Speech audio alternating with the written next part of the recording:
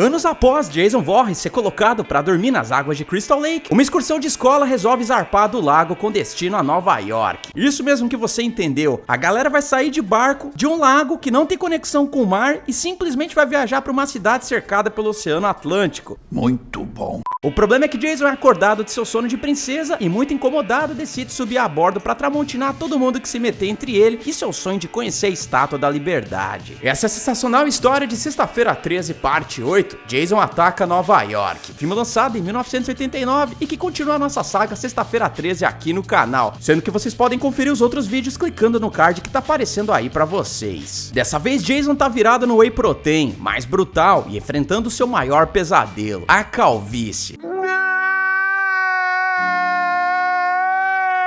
É com o objetivo de impedir que o mesmo aconteça com você que eu te apresento a Manual, uma empresa renomada que oferece um tratamento casca-grossa contra a perda de cabelo. Infelizmente, essa situação afeta mais de 50% dos homens no mundo todo, sendo que a calvície pode aparecer e se agravar em qualquer faixa etária, o que acaba afetando a nossa autoestima. Com a Manual e os produtos dela, você terá acesso a um tratamento cientificamente comprovado, prescrito por médicos especializados, e ainda vai poder contar com supervisão clínica ilimitada e sem custo adicional. O melhor de tudo isso é que você não precisa ir até um consultório e ficar horas esperando para ser atendido. O tratamento é personalizado, ou seja, cada pessoa recebe uma prescrição diferente, sendo que os médicos vão analisar o seu caso e dessa forma vão te agraciar com o kit mais adequado para a sua situação. Olha só aí o quanto de gente que já usou os produtos Manual e se deu bem no final. Com o propósito de dar uma surra na queda capilar, a Manual tá chegando com tudo ao criar a Hair Friday, que vai te agraciar com desconto de 40% nos produtos do tratamento e de quebra ainda vai te dar essa necessaire Very Stylish exclusiva que você vai poder usar para transportar os produtos em segurança, caso você queira acompanhar o Jason até Nova York. O kit destruidor da calvície será entregue na sua humilde residência com frete grátis e de forma discreta, ou seja, não precisa se preocupar com a vizinhança fofoqueira. Lembrando que esse brinde será entregue apenas na primeira compra feita em novembro. Além disso, para ter o melhor resultado possível, você deve fazer o tratamento de forma recorrente, sendo que os primeiros resultados já começam a te embelezar a partir do 4º mês de uso. Outra coisa, o tratamento pode ser cancelado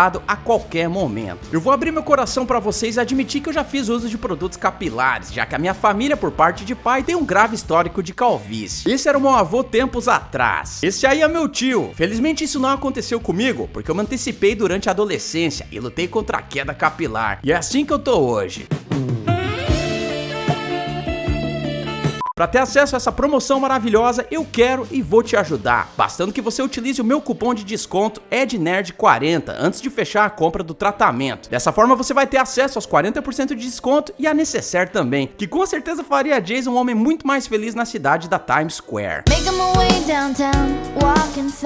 Não esquece de dar o like e seguir o canal.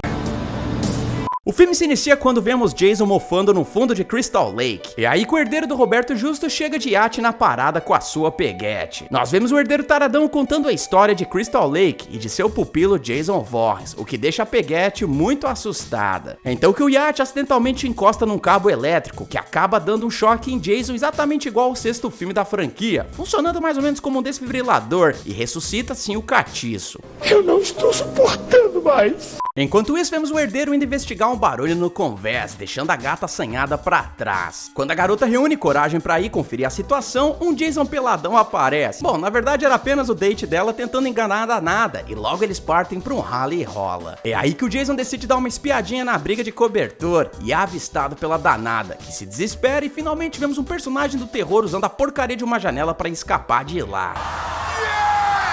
O herdeiro infelizmente se dá mal e é tramontinado. Nessa hora a garota deveria ter pulado na água, já que a altura não era grande e ela poderia ter corrido assim para as cabanas de madeira a poucos metros dali, mas não, ela se esconde no armário do barco e é facilmente encontrada e finalizada por Jason. No dia seguinte conhecemos a nossa nada carismática protagonista, nesse caso Henny, uma garota que de última hora decide participar da excursão Abestados de Crystal Lake, já que a turma da escola dela vai comemorar a formatura em Nova York, indo de navio até lá. Nova York, uma cidade banhada pelo Oceano Atlântico e que de alguma forma se conecta a um lago que é chamado de lago justamente porque não tem uma saída para o mar. Yes, science! Como nada nesse filme faz sentido, vamos seguir adiante. Renée é aconselhada pela sua professora, chamada Colette, que não tem um bom relacionamento com Charles, o tio da garota, e também o professor reclamão dos alunos. E eu digo isso porque é só isso que ele sabe fazer o filme todo. Estamos 5 minutos atrasados. Daqui a exatos 15 minutos, vou passar na sua cabine, senhorita Mason, e quero ver o seu trabalho de biologia terminado ou vou ligar para os seus pais. Seu trabalho é supervisionar os garotos. Que diabo aconteceu? Cala a boca, tu é muito chato! A propósito, ninguém me disse que o Michel Temer tava no filme. Nós também conhecemos Sean, ou como eu vou chamar nesse vídeo, Justin Bieber do Paraguai. Outro aluno que por acaso é filho do capitão do navio e que por algum motivo que eu desconheço acha prudente dar o comando de um navio tripulado para um adolescente de 17 anos. O moleque fica todo felizinho e traça a rota para Nova York. Porém o seu pai pergunta se ele não esqueceu de nada. O Justin fica lá olhando para ele sem entender porcaria nenhuma, o que irrita o vovô que simplesmente soa o apito, avisando para todo mundo entrar a bordo. Isso acaba constrangendo o moleque a ponto dele sair bravinho de lá. Eu só espero que essa subtrama tenha alguma serventia para a história do filme, mas eu duvido muito. Antes da galera zarpar, um dos tripulantes avista o iate do herdeiro chegando no porto. E é nesse momento que a gente entende que esse marinheiro deve ter a visão de uma águia, porque o cara consegue enxergar a marca da mão ensanguentada do herdeiro na janela da cabine, mesmo estando a uns 30 metros de distância. Não tem jeito, porque eu vou ter que chamar esse cara de Homem Gavião. A propósito, ele conhece a lenda de Jason Voorhees, e mesmo não tendo visto o capirotão, ele simplesmente presume que os jovens foram fatiados por ele, avisando o professor Charles que o danado tá a bordo do navio deles, o que nesse caso é a pura verdade. Sabe o que tá faltando nesse filme? Uma cantora de hair metal, já que conhecemos essa cover barata de Joan Jett se exibindo pra câmera do futuro Tarantino Wayne. O problema é que a garota começa a arrastar uma asinha pra ele, mas o cara parece estar mais interessado em sua câmera. Descobrimos também que o Wayne já entregou seu coração a Tamara, uma garota que quer farrear pesado e que tá querendo laçar o Justin Bieber do Paraguai. Ela também tem uma amiga chamada Eva. O problema é que as duas não gostam muito de Renée, da qual vocês provavelmente já se esqueceram, mas pode se lembrar, porque ela é a nossa protagonista. A briguinha entre elas se deve ao fato de que Justin tá caidinho pela heroína, inclusive a ponto de comprar presentes pra ela, mesmo não sabendo se ela iria na excursão com eles. Você disse que não viria. Por que raio você comprou isso então? Dane-se, porque logo eles partem do lago de Crystal Lake, em direção ao mar de Nova York, e Jason não perde tempo em iniciar sua contagem de presuntos ao perseguir a Joan Jett de Araque, que por algum motivo não larga essa guitarra de jeito nenhum. Ao avistar Jason, ela finalmente larga o instrumento e corre pro porão do navio, o que na minha opinião foi a pior ideia que ela poderia ter nesse momento, já que a garota poderia ter usado a guitarra pra acertar Jason e ter escapado pra cima, justamente pra chegar até o convés. Esquece isso, porque é o próprio Jason que usa o objeto pra sentar no lombo dela. Nós então conhecemos mais sobre Renée, que por alguma treta do passado morre de medo da água, o que só piora quando ela passa a ter visões de Jason no momento que ele se afogou no acampamento de verão. Sabe o que é mais bizarro? Por que raios esse Jason versão Kids tem cabelo e não é deformado igual ao Jason do primeiro filme? Não sei. Eu acho que os caras tinham acabado o orçamento pra maquiagem na hora de filmar essa cena. Eu esqueci de falar, mas Renée é a dona de um doguinho muito lindo e que a propósito tem um QI superior a todo mundo nesse barco, já que ele percebe a capirotite se aproximando e foge do quarto da garota. Como se as visões não fossem o suficiente, Renée ainda é empurrada por Tamara na água, o que é péssimo pra nossa protagonista, que não sabe nadar e aparentemente também não sabe esticar a porcaria do braço também, porque tinha uma boia a menos de 20 centímetros dela jogada pela professora Bondade. É então que cabe ao Justin Bieber do Paraguai pular na água e resgatar a donzela, sendo que... Peraí, por que raios que o navio não tá se movendo? Eu acho que a produção gravou com ele parado na cidade de Vancouver, no Canadá. É aí que vemos o Jason explorando novas oportunidades, quando vemos Jason fazendo uma terapia de pedra num cara que só queria curtir a sauna da noite. Nesse balaio onde nada acontece, vemos o Michel Temer de Araque indo conferir o trabalho de biologia de Tamara, o que também não faz sentido nessa história, já que os alunos estão em uma viagem de formatura depois que as aulas já acabaram. Eu acho que o professor aí tá mais interessado em outro tipo de biologia. Contudo, era uma pegadinha da garota, que combinou com o Wayne de gravar o Michel com a boca na botija, já que Tamara não queria fazer o trabalho de biologia e ainda fala que se ela não passar de ano, vai acabar revelando aquele vídeo pra todo mundo na escola. A propósito, o Wayne acha que vai se dar bem essa noite por ajudá-la no plano maquiavélico, mas não hoje, cara. Tamara então vai pro banheiro e é aí que Jason entra em cena. A mulher vê o cara pela fresta da porta e se esconde dentro do banheiro, mas o tanque de guerra é ignorante e invade o local, jogando a garota em direção ao espelho. Ok, agora, essa situação é complicada de sair, já que só existe uma porta por onde Tamara pode escapar, porém ela estava bem próxima à pia, onde tinha uma lata de laque de cabelo. Esse produto é tóxico o suficiente para ser espirrado atirado na cara do Jason, dando tempo assim pra ela achar uma brecha pela porta. Outra coisa, quando o Jason entra no banheiro, a garota simplesmente decide chorar as pitangas num canto acuada, enquanto segura uma toalha. Nessa hora ela deveria ter aproveitado a distração dele, que tá mexendo nas coisas na pia. Dessa forma ela poderia ter engatinhado até a porta, já que ela teve cerca de 12 segundos pra fazer isso, mas não, bora ser finalizada aí mesmo. Quem se dá mal também é o capitão do navio, o pai do Bieber, que não vai mais poder ouvir o filho cantar. Além dele, vemos o engenheiro do navio sendo abatido por um objeto cortante, bem no meio do Foreves, o que causa uma situação bem constrangedora. É aí que o Justin chama todo mundo pra decidir o que fazer a seguir, mas o Homem Gavião diz que é tudo culpa de Jason, o que irrita muito o Michel Temer de Araque, que diz que Jason se afogou no lago, indo pra cima do marinheiro logo depois. Tá certo, é uma atitude bem coerente com a realidade. É aí que chega a turma dos boxeadores liderados por Julius. O cara tem uma ótima ideia, juntar a galera pra encontrar Jason antes que ele os encontre, o que é negado pelo professor enrugado, pois de acordo com ele, o melhor a se fazer nesse momento é porcaria nenhuma. Julius manda o cara fazer o skincare dele e deixá-los no comando da situação. É então que vemos o grupo pegando várias armas, que vão desde espingardas a machados estilosos. Bom, como eles estão dentro de um navio, é perigoso demais se separar nessa hora, porque o local é gigante e não tem como um deles avisar os outros caso Jason apareça por lá. Sendo assim, o melhor jeito de derrotar Jason é todo mundo ir junto e assim descer a borracha nele. Mas não, a galera resolve fazer o quê? Se separar. Pô, cara, de novo! Infelizmente o Tarantino genérico é o primeiro a se lascar, já que em vez de só levar a porcaria da espingarda, não, o abestado quer carregar o trambolho da câmera em cima do ombro, o que é uma ideia de imbecil, já que desse jeito ele não vai conseguir nem atirar, nem filmar porcaria nenhuma direito. Aí eu falei que não dava pra fazer as duas coisas ao mesmo tempo. Esquece isso, porque Jason chega no apetite e faz um churrasco ao jogar o cara no painel de controle, o que infelizmente começa a causar um incêndio dentro do navio. Eva sai procurando por Tamara, mas acaba esbarrando em Jason. Nessa hora ela deveria ter ido pro convés, onde outras pessoas estavam, mas não, ela resolve descer pro salão de festas, e é nessa hora que ela se vê cercada pelo maníaco, porque sim. Nesse filme, finalmente descobrimos que Jason tem teletransporte. Oh my God! Não dá outra e a mulher é levantada pelo pescoço, partindo direto pro além. Não bastando isso, o boxeador tenta tancar o cara, mas é jogado pro alto mar. Além dele, a gente vê outro tapado tentando escapar de Jason ao subir no mastro do navio. Pra onde que esse cara achava que ia depois? Por que raiz ele não voltou pra se reagrupar com os boxeadores? Esquece isso, porque ele é derrubado pelo teletransporte de Jason e se lasca também. É aí que vemos a professora Bondade pedindo que 4 alunos figurantes se abriguem no salão de festas, só pra eles virarem leitão a pururuca, já que o incêndio explode parte do navio e assa todo mundo que tava no salão de festas. Contudo, nós temos uma salvação por aqui, já que o Homem Gavião se voluntaria pra enfrentar Jason, o que não dá muito certo pra ele. Sem mais ideias geniais, eles resolvem abandonar o navio no bote de emergência e felizmente descobrimos que o único personagem bom por aqui já tem um assento marcado pra viagem, o cachorro. Mas olha só, Julius ficou 17 minutos do filme segurando a respiração debaixo d'água, porque ele emerge do mar magicamente e consegue um lugar na embarcação também. Enquanto eles partem de lá, Jason só observa. Várias horas se passam e nossos heróis parecem perdidos no mar. Mas calma, porque eles finalmente chegam em Nova York.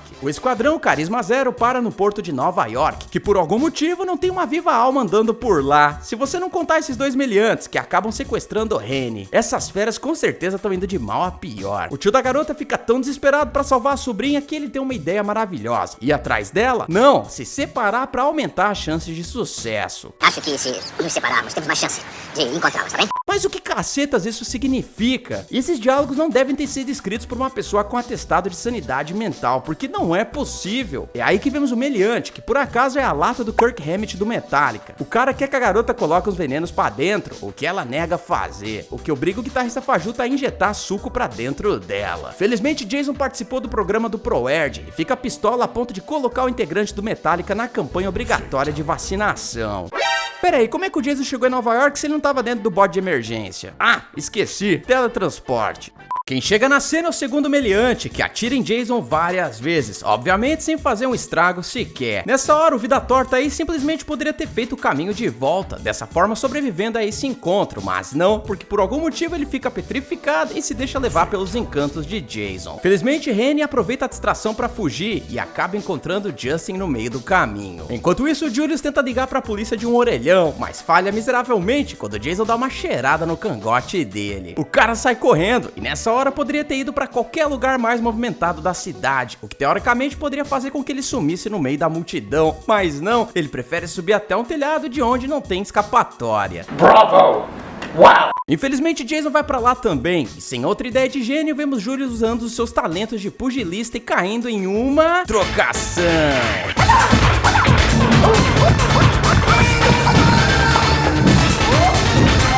Como Jason tá com o shape montado pro verão, o cara nem dobra o joelho ao receber os ataques, e é então que chega a vez dele de dar o nocaute, fazendo Julius perder a cabeça, literalmente. Sabe o que é mais curioso? É que tinha outro prédio do lado do telhado que Julius podia ter usado pra voltar pra rua, mas eu acho que o cara queria ser um oponente digno de ringue. Nesse balaio de facão e teletransporte, vemos o quarteto fracassado se reunindo, já que Charles conseguiu chamar a ajuda dos tiras, ou pelo menos de um policial, que logo é puxado pro cantinho escuro por Jason. Reni fica de saco cheio dessa perseguição infinita e mete o pé no acelerador da viatura, conseguindo ganhar uma vantagem de 20 metros de distância, já que ela acaba batendo o carro ao ter mais uma visão de Jason Kids. Todo mundo sai do veículo, exceto pela professora Bondade, que é explodida dentro do carro. Isso acaba se tornando um gatilho para a atriz que interpreta a Reni, já que ela dá um show de atuação digno de alguém que deixou o arroz queimar no fundo da panela. Ficou, ó, uma bosta.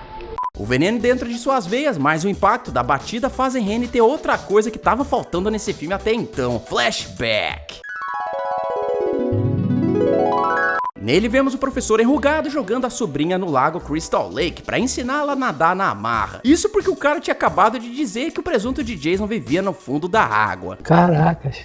Obviamente a garota fica traumatizada e logo começa a ser puxada pelo garoto deformado. Isso de alguma forma acabou ligando a garota ao Jason, desencadeando as visões que ela teve no navio.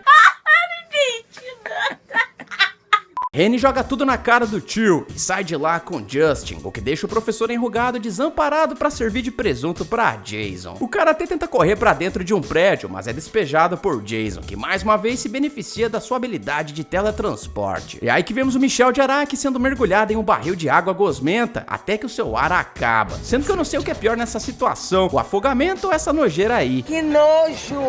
Justin e Reni passam a ser perseguidos por toda a cidade, o que inclui até o metrô, já que Jason entra lá de algum jeito e força os nossos mocinhos a pressionar o botão de emergência. Isso felizmente acaba fazendo o veículo parar e Jason ser arremessado nos fios de eletricidade, que acaba fritando o perseguidor igual frango a passarinho no óleo. Nessa hora o casalzinho aí poderia ter feito igual as pessoas no Festival da Uva e prosseguir com o pisoteamento da fuça de Jason, já que a maioria das criaturas não consegue funcionar sem a cabeça. E esquece isso porque eles decidem fazer turismo na Times Square enquanto são perseguidos por Jason. Ah, morre, diabo!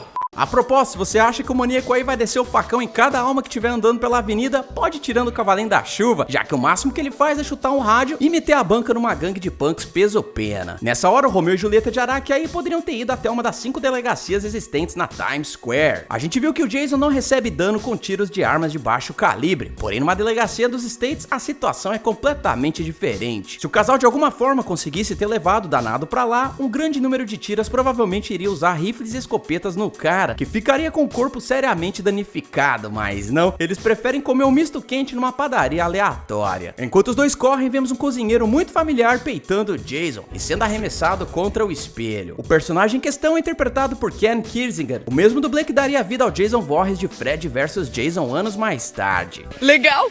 Justin e Reni acham que vão despistar o maníaco do facão ao se esconder no esgoto da cidade, o que também é uma péssima ideia nessa situação, já que um dos funcionários diz que o local será inundado por lixo tóxico em poucos minutos. O cara tenta escoltar os pombinhos pra fora do local, mas é pego e fatiado por Jason. É aí que os dois sobreviventes percebem que o estrume químico tá sendo liberado e sobem uma escada pra ficar fora do alcance dele, o que Jason não consegue fazer e é atingido pelo bolo de esterco coletivo. Peraí, se ele tem teletransporte, por que raios o cara não usou essa parada pra voltar pra rua e escapar do banho tóxico? Por quê? Esquece isso, porque de alguma forma as toxinas expurgam a maldade que havia dentro de Jason, fazendo Brutamontes voltar a ser um lindo rapaz que se afogou em Crystal Lake. Rapaz, o produto é tão forte no tratamento de skincare que até faz uma cirurgia plástica nele, já que a deformação e a calvície são resolvidos na hora. Isso não faz o menor sentido. Finalmente vemos Romeu e Julieta curtindo o rolê pela cidade, quando encontram um doguinho, que foi o mais esperto do grupo e ficou fora do alcance da Tramontina de Jason. Peraí, os dois deixaram o juvenil abandonado lá no esgoto? Sexta-feira 13, parte 8 teve péssimas avaliações da crítica e público, sendo detestado por todo mundo que o assistiu, inclusive eu. O filme é tão ridículo e surreal que esse entra facilmente no top 3 piores filmes da saga, já que as atuações beiram o fundo de quintal da atuação. O roteiro parece ser uma colcha de retalhos com 500 ideias juntas e muito mal executadas. A proposta, a ideia da produção era filmar a história toda em Nova York, o que teoricamente mostraria Jason em cima da Estátua da Liberdade, o que não aconteceu devido ao orçamento que o filme teria. Além disso, as finalizações não são legais, os personagens menos ainda, e a parada das visões é tão aleatório quanto um pombo atravessando a rua. A única coisa legal desse filme é a fisicalidade de Jason, que mais uma vez foi interpretado por Kane Hodder. Sendo assim, a minha nota para esse filme é um 3. Nas bilheterias, o longa foi um fracasso, porque teve 5 milhões de orçamento, o maior da saga até então, mas mesmo assim faturou menos de 20 milhões de doletas, o que foi considerado resultado baixo pelo estúdio, em comparação com os filmes anteriores. Mesmo assim, fez grana suficiente para enterrarem a franquia de vez, com a produção de Sexta-feira 13, Jason Vai para o Inferno, a última sexta-feira. Talvez o título mais longo para um filme de slasher. Então já sabe, se vocês quiserem ver essa pérola aqui no canal, deixa nos comentários a seguinte frase: eu quero. Segue a gente nas redes sociais que estão aparecendo na tela e agora bora pra contagem de presuntos. O total de corpítios em Sexta-feira 13, parte 8, foi de 24 presuntos e o troféu presunto de ouro vai pro Julius derrubado no ringue. A proposta, eu tô deixando uma playlist bem maneira pra vocês, resumindo e derrotando outros filmes, que incluem os parceiros de profissão de Jason, como Michael Myers, Freddy Krueger e Victor Crowley. Não esquece de tramontinar esse like, eu espero que vocês tenham gostado, eu vejo vocês no próximo vídeo e valeu!